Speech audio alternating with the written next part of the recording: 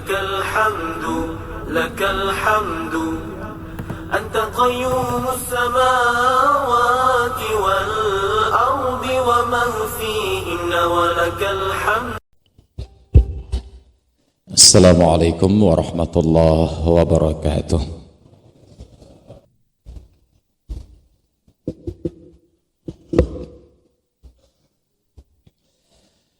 Alhamdulillahil qail ya ayyuhalladzina amanu taqullaha haqqa tuqatih wa la tamutunna illa wa antum muslimun.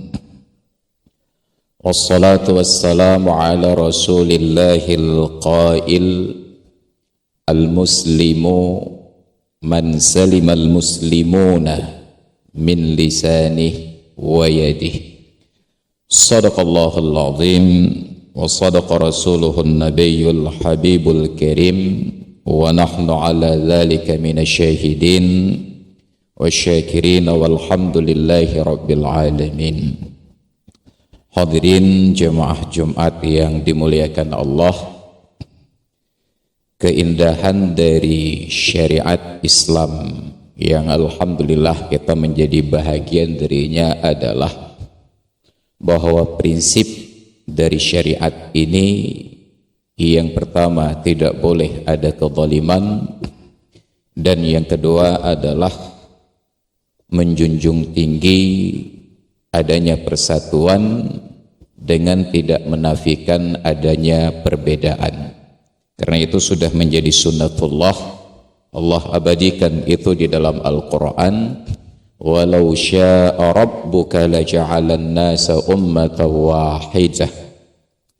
Kalau Tuhanmu mau, wahai Muhammad, sungguh dia akan jadikan manusia ini satu golongan saja. Apakah bentuk rupa fisiknya sama semua, ataukah bentuk tabiatnya seragam, ataukah standar akhlak, agama, mazhab, pendapat dan ibadatnya juga sama. Wala yazaluna mukhtalifin, dan ternyata manusia itu senantiasa berbeda-beda. Jangankan yang berlainan suku dan bangsa, bahkan pasangan anak kembar sekalipun tidak akan serupa, tetap ada perbedaan. Walidzalika khalaqahum, dan untuk berbeda itulah Allah ciptakan mereka, bukan untuk seragam. Ini prinsip dalam Islam, tidak boleh ada kezaliman dan menjunjung tinggi persatuan dengan tidak menafikan adanya perbedaan. Maka Islam memberikan ancaman kepada orang yang berbuat zalim, sebagaimana Islam memberikan ancaman kepada orang yang merusak persatuan. Maka di dalam Al-Quran surat Luqman, inna syirka la dhulmun azim, sesungguhnya syirik, mempersekutukan Allah, adalah kezaliman yang paling besar.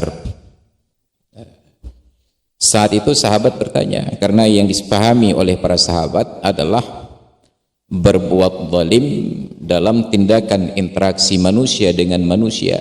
Mereka bertanya, ya Rasulullah, siapa di antara kami yang tidak berbuat zalim? Kata Rasulullah, bukan kezaliman demikian. Maka dibacalah ayat ini, surat Luqman ayat 12, inna syirka la dhulmun azim, mempersekutukan Allah itu adalah kezaliman yang paling tinggi. Karena kita mengabaikan hak dari Allah sang pencipta. Bahkan berbuat zalim sesama manusia saja dilarang, jangankan kita, bahkan Allah mengharamkan kezaliman itu atas dirinya sendiri. Dalam hadis qudsi Allah berfirman, inni haramtu dzulma ala nafsi, saya telah haramkan kezaliman itu pada diriku. Faja'altuhu bainakum muharrama, maka aku jadikan perbuatan zalim itu juga dilarang di antara kalian. Fala tadzalamu, maka janganlah kalian saling berbuat zalim. Ini prinsip dasar.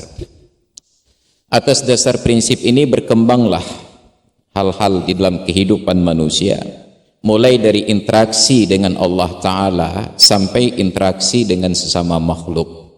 Beribadah bagus, tetapi Rasulullah tidak senang ketika ada umatnya, bahkan sahabatnya, terlalu berobsesi untuk ibadah sampai melupakan jatah dirinya.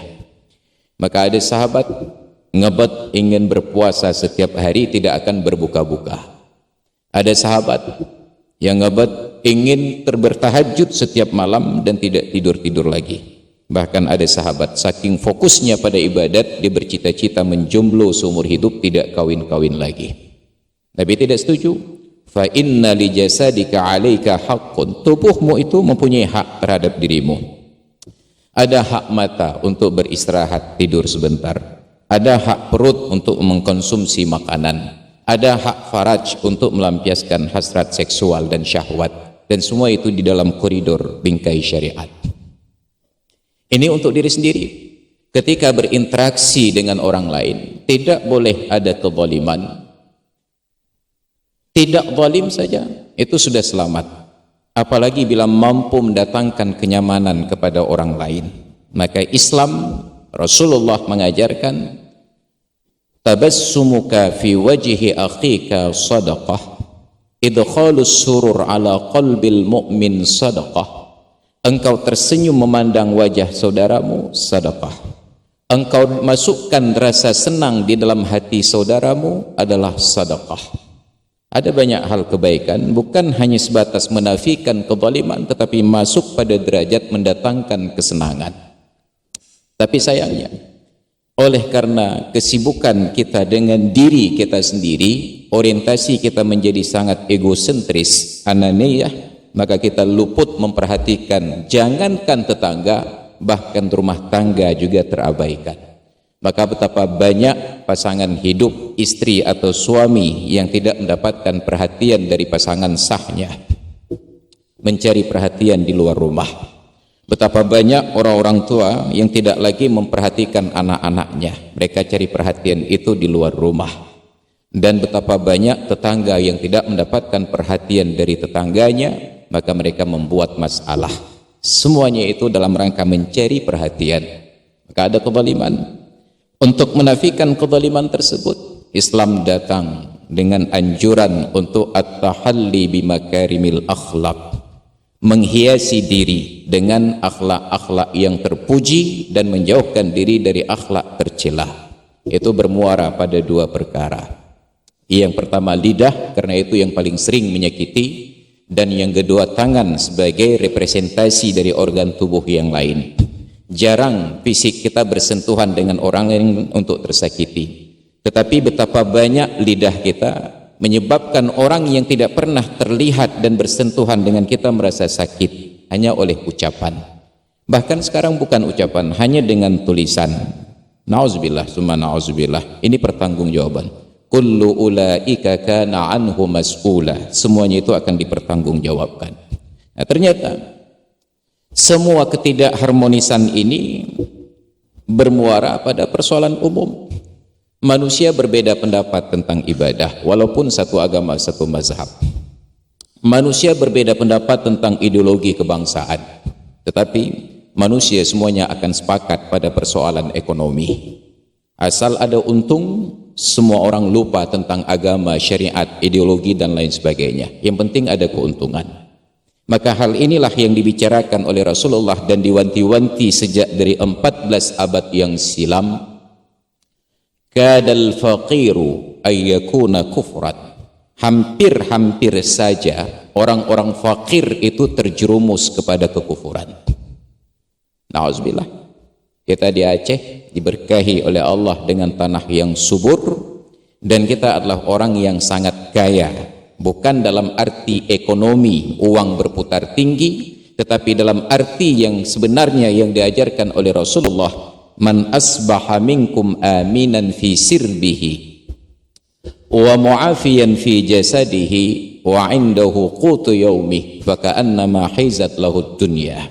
Barang siapa yang terbangun di antara kalian di waktu pagi dalam keadaan aman diri, keluarga dan lingkungannya, dalam keadaan sehat badan dan pikirannya, dan tersedia kebutuhan makanan pokok untuk sepanjang harinya, maka seolah-olah semua kekayaan dunia itu sudah berkumpul pada dirinya. Kita tidak perlu penelitian lebih jauh, membentuk lembaga riset. Hanya perlu baca berita saja. Untuk faktor yang pertama tentang keamanan, Coba baca berita kriminal di Aceh ini, seluruh provinsi Aceh mulai dari ujung timur sampai ke ujung barat. Dalam sebulan itu ada berapa kasus kriminalitas pembunuhan di Aceh? Tidak, kita tidak sampai berbunuh-bunuh karena lapar. Kalaupun terjadi pembunuhan bukan didorong oleh rasa lapar, tapi didorong oleh keserakahan karena tidak merasa cukup. Jarang sekali ada orang miskin di Aceh yang bertindak kriminal untuk mengisi perut. Kriminalitas di Aceh dilakukan oleh orang yang tidak pernah merasa puas. Saudara-saudara kita yang miskin itu sangat setia. Hanya di antara orang kaya terjadi perebutan untuk menjadi lebih kaya. Tapi orang miskin tidak pernah berebut untuk menjadi lebih miskin. Mereka sangat setia. Maka coba perhatikan, hampir setiap kasus kekerasan berakhir dengan pembunuhan dan kriminalitas bukan karena motif orang miskin ingin hidup, tetapi karena orang kaya ingin lebih kaya. Itu faktor keamanan. Maka supaya tidak terjadi keinginan buruk dari orang-orang sekitar kita, kenapa tidak berbuat baik lebih dahulu sebelum kebaikan itu ditagih? Kita bertegur sapa, ada tafaqqudul ahwal, bertanya tentang keadaan tetangga. Maka di dalam Islam tidak dipandang beriman seorang mukmin yang tidur di waktu malam sedangkan tetangganya dalam keadaan lapar. Itu yang menyebabkan Sayyidina Umar beliau keliling di waktu malam untuk melihat siapa rakyatnya yang belum tidur. Tapi sekarang pemimpin sudah tidur sebelum rakyatnya makan malam. Sangat berat tanggung jawab. Ali Zainul Abidin, cucu dari Sayyidina Ali, putra dari Sayyidina Husain bin Ali bin Abi Thalib, Allah anugerahkan kekayaan. Tetapi kekayaan pada beliau bukan untuk berfoya-foya dan bermewah-mewahan. Di waktu malam ketika orang sedang terlelap, beliau keluarkan harta dan makanan dari gudangnya. Beliau pikul sendiri dengan tidak melibatkan seorang pun, tanpa ada yang tahu sama sekali. Diantarkan makanan ini di depan rumah-rumah orang miskin. Setiap pagi orang miskin keluar dari rumahnya, mereka dapati satu gepok makanan untuk satu hari tersebut.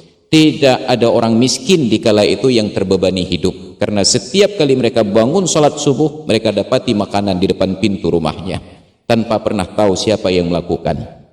Sampai hari beliau wafat, baru besoknya rahasia itu tersingkap. Hari ini beliau meninggal, besoknya sudah tidak ada makanan di depan pintu. Dihubung-hubungkanlah siapa orang kaya terakhir meninggal kemarin.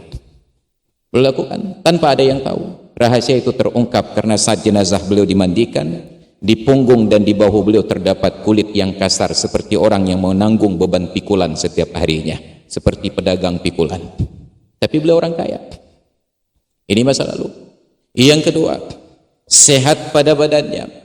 Faktor kesehatan, saking sehatnya sehingga kita orang Aceh cenderung untuk mencari penyakit. Maka kita rancanglah makanan dengan selera yang mengundang penyakit. Karena bagi kita kalau belum kena penyakit-penyakit berat belum dianggap sebagai orang kaya. Kita cari penyakit sendiri. Dan yang ketiga, tersedia kebutuhan pangan sepanjang harinya. Ini faktor utama. Maka dulu Rasulullah ajarkan para sahabat untuk tidak membiarkan ada makanan yang menginap di waktu malam. Sebelum matahari terbenam, selesaikan makanan kalian. Bila tidak habis, bawalah ke masjid, karena di sana ada orang-orang miskin yang menanti uluran tangan. Mereka disebut dengan ahlus suffah, tidak punya rumah tangga, tidak punya keluarga, tidak punya pekerjaan. Duduk di masjid mengkaji Al-Quran dan hadis kepada Rasulullah dan sahabat yang lain, dan sumber nafkah mereka. Subuh mereka berpuasa sampai maghrib, malam datang sahabat-sahabat yang tidak mempunyai bekal makanan yang lebih untuk berbagi makanan buka puasa dengan mereka yang i'tikaf di masjid. Maka seharusnya kita hidupkan kembali ruang interaksi yang luar biasa tersebut dari dalam masjid. Hari ini Aceh dengan uang yang besar berputar di Aceh, tapi na'udzubillah ternyata kehidupan transaksi riba tersebut juga sangat lancar di Aceh. Kita bertanya, lalu di mana peran orang-orang kaya di Aceh sehingga membiarkan saudaranya terjerumus di dalam riba? Kita tidak bisa salahkan orang kaya. Kenapa? Karena mereka barangkali sudah trauma dengan seringnya ditipu oleh orang-orang yang tidak amanah. Satu orang datang berutang gak pernah bayar, datang orang kedua dicoba berikan kepercayaan tidak kembali, datang orang ketiga sama saja, datang orang keempat beliau angkat tangan mohon maaf. Maka akhirnya orang-orang kaya katakan, Pak, kalau Anda ingin berutang modal kerja sekitar 10 juta, 20 juta, saya punya uang. Tapi saya malas menagih. Uang saya itu saya tabung di bank fulan, silahkan Anda datang sana minta uang saya. Biarlah pihak bank yang menagih. Sayangnya, ya tempatkan uang itu di bank-bank milik non-muslim yang dipakai kemudian untuk merusak negeri ini, merusak syariat ini. Dan kita bersyukur bahwa di negeri kita sudah berlaku lembaga keuangan syariah, sebuah qanun. Transaksinya harus islami. Ketika banknya sudah siap, masyarakatnya yang tidak siap. Kita ingin uang itu cepat. Orang yang ingin beli kendaraan, ingin berangkat dari rumah naik becak, tapi pulangnya sudah punya mobil atau motor. Kita tidak siap dengan transaksi, dengan administrasi, karena sudah dibiasakan dengan sistem leasing, datang jalan kaki, pulang naik kendaraan. Kita tidak sabar, maka kalahlah bank-bank syariah ini dalam kontestasinya. Lalu pertanyaannya, bukankah kita masih punya ruang untuk menyelamatkan saudara-saudara kita dari transaksi riba ini? Saya kagum kepada kawan-kawan pengusaha muda di Aceh ini.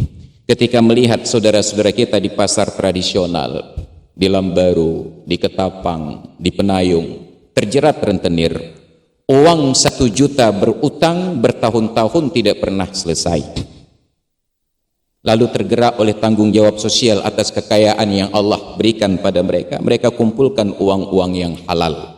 Mereka datangi nyak-nyak ini, saudara-saudara kita ini, makwa-makwa kita ini, yang setiap sore memotong tanamannya, mulai dari kangkung, ubi dan lain sebagainya. Malam diikat, subuh sebelum kita bangun mereka sudah ke pasar menjual dengan keringat, dengan air mata, bahkan tidak jarang dengan darah, hanya untuk membayar riba kepada rentenir. Mereka datang, Bu, Anda punya utang berapa?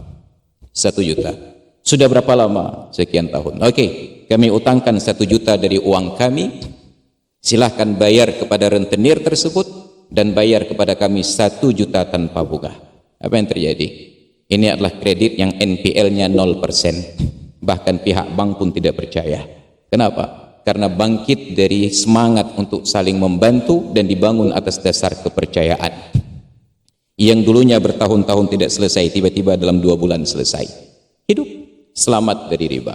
Maka ketika saya sampaikan informasi ini di tempat para pejabat dan konglomerat, ada yang langsung berinisiatif, Pak Ustadz, saya ingin membantu mereka, saya punya modal. Nah pertanyaannya, kenapa tidak kita jadikan masjid ini sebagai interaksi orang kaya dan orang miskin? Yang kaya punya kelebihan dana, dia infakkan di masjid. Kita dengar jumlah tabung amal hari Jumat dan saldo kas masjid ada sekian ratus juta, sekian miliar. Bisa pihak panitia masjid bentuk tim. Kalau terasa berat bagi kita untuk pendistribusian, bisa bekerja sama. Kita punya bank-bank BPRS, ada Hikmah Wakilah, ada BPRS Harkat, ada BPRS Baitur Rahman. Bahkan pemerintah sudah membentuk Mahira Muamalah.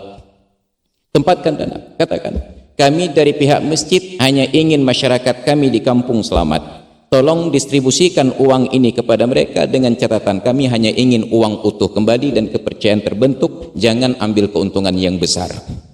Maka insya Allah orang kaya datang ke masjid membawa dananya, orang miskin datang ke masjid mendapatkan bantuannya. Yang kaya datang ke masjid beribadah, yang miskin datang ke masjid untuk beribadah. Maka Rasulullah begitu hijrah ke Madinah, beliau tidak siapkan pasukan perang untuk menyerang Mekah. Rasulullah hijrah ke Madinah tidak membangun istana untuk kenyamanan hidup. Rasulullah datang ke Madinah tidak membentuk pemerintahan untuk sebuah politik yang stabil. Tapi Rasulullah datang ke Madinah, yang pertama beliau hidupkan adalah administrasi pasar agar masyarakat terbebas dari riba. Karena bila ekonomi kuat, orang tidak akan ingin berperang dengan Anda. Tapi bila Anda miskin, Anda akan dijajah.